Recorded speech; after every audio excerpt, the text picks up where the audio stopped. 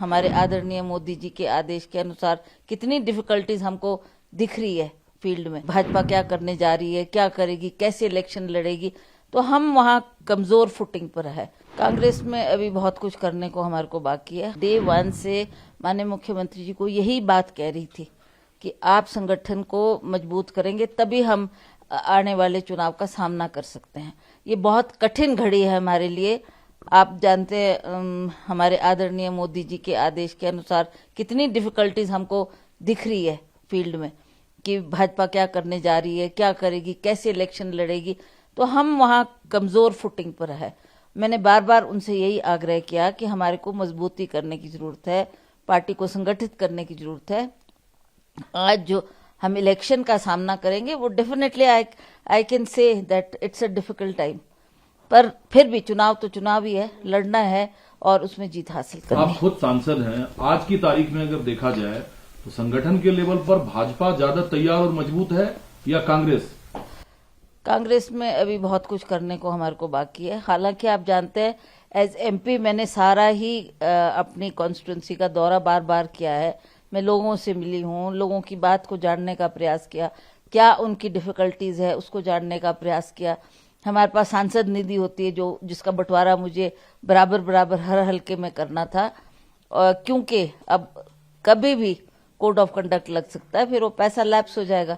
तो ये इस विषय में मैंने सभी से फीडबैक लिया। ये बात सही है कि भाजपा की वर्किंग हमारे से बेहतर है। जब विधानसभा चुनाव होना था तो हर विधानसभा क्षेत्र में तकरीबन आपका कार्यक्रम लगाया गया था और ये तय नहीं था कि मुख्यमंत्री कौन होंगे। अब जब लोकसभा चुनाव होगा तो उसमें चेहरा कौन होगा चुनाव प्रचार के लिए, आप होंगे या जो मौजूदा मुख्यमंत्री है वो होंगे? देखिए, ये तो हाईकमांड ने डिसाइड करना है। That is not for me to decide कि मैं फील्ड में जाऊंगी। I will go just like a worker, like a sitting MP and party अध्यक्ष के नाते मुझे सभी पार्टी के संगठन के लोगों को मजबूती देना मेरा काम है, जिसके लिए मैं प्रयासरत हूँ। वीरभद्र सिंह जी जो ऊपरी हिमाचल से लेकर निचली हिमाचल तक एक छत्र लोगों में स्वीकारिता थी उनकी स्टैच्यू रिज मैदान पर लगनी चाहिए। बगावत, झगड़ा, मनमुटाव वहां से शुरू होता है जी। और जो मुझे जानकारी है विपक्ष में बैठे लोग, भाजपा के लोगों को भी इन मांग से ऐतराज नहीं था। बिल्कुल। तो फिर क्यों नहीं लग पाया, रुकावट क्यों आई? ये माननीय मुख्यमंत्री ने डिसाइड करना था, कोई बड़ी भारी चीज तो थी नहीं। वो स्टैच्यू के लिए सभी कंट्रीब्यूट करने को तैयार थे कि हम लगाएंगे, हम बनाएंगे, हम लाएंगे मूर्ति। आप जगह तो दो, जगह तो दो। हमारी कितनी महात्मा गांधी की स्टैच्यू है, इंदिरा जी की स्टैच्यू है, डॉक्टर परमार की है, और उसी तरह से अटल बिहारी वाजपेयी की भी है। तो हम भी चाहते थे कि वीरभद्र सिंह जी, जिनका बहुत बड़ा कंट्रीब्यूशन रहा आज के मॉडर्न हिमाचल को बनाने में, तो ये सिर्फ हमारी चाहनी थी। सभी party worker across party lines also people felt कि ये होनी चाहिए, लगनी चाहिए। लोगों के सेंटिमेंट्स जुड़े हुए हैं उनके साथ। मान गए इस मांग को? अभी तो कोई चर्चा नहीं हुई है, पर कल विक्रमादित्य ने अवश्य इस बात को अपनी प्रेस कॉन्फ्रेंस में कहा कि लोगों की चाह होते हुए और बार बार उनसे मांग करते हुए भी ये बात क्यों सिरे नहीं चढ़ पाई। जो 6 विधायक निष्कासित हुए, पार्टी के साथ साथ आपके परिवार में भी उन विधायकों का एक आस्था, एक विश्वास है, उनके लिए अब क्या करेंगे आप लोग? देखिए, अब ये तो हाईकमांड डिसाइड करेगा, बिकॉज अब तो उनको निष्कासित कर दिया है। अब क्या उनका रोल रहेगा, क्या वो आगे स्ट्रेटजी बनाएंगे? कोर्ट तो जाएंगे वो लोग? हैं? कोर्ट तो जाएंगे?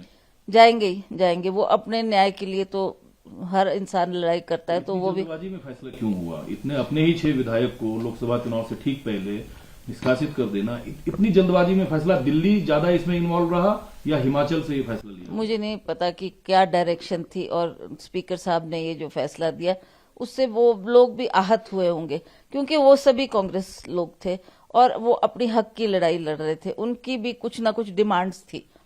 मान लिया मैं राणा जी की बात करती हूँ, राजेंद्र राणा, जो कि एक हमीरपुर क्षेत्र से ये बड़ा एमिनेंट चेहरा है, जिन्होंने धूमल साहब को हराया, और वो चाहते थे कि मेरी कहीं ना कहीं सरकार में एडजस्टमेंट हो।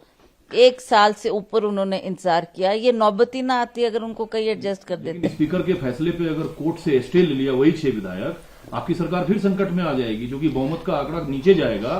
भाजपा जो है फिर इस कोशिश में होगी कि हिमाचल की सरकार को फ्लोर पे लाया जाए और अविश्वास प्रस्ताव की मांग की जाए। देखते हैं क्या सिचुएशन बनती है और क्या फैसला पार्टी हाईकमांड देती है और क्या हमको करना है उसमें। Let's see, that is yet to be seen. वो 6 विधायक आप लोगों के संपर्क में है, आप लोग मिलना चाहेंगे? विक्रम भाई मिलेंगे? देखिए अभी तो they are under tight security, तो इतना आसान नहीं है उनको मिलना।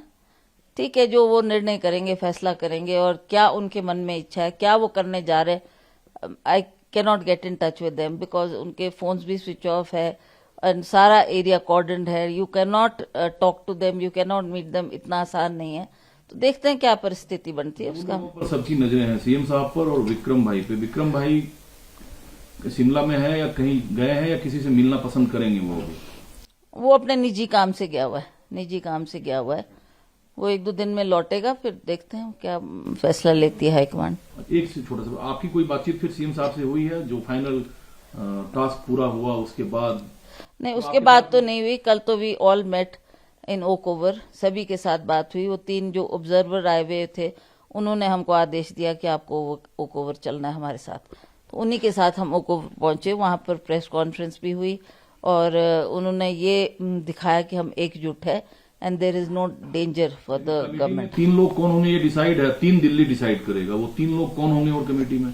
उन्होंने एक नाम मेरे से मांगा था, तो मैंने उनको एक नाम दिया है। वो अब उस पर क्या निर्णय हाईकमांड करती है वो देखते हैं।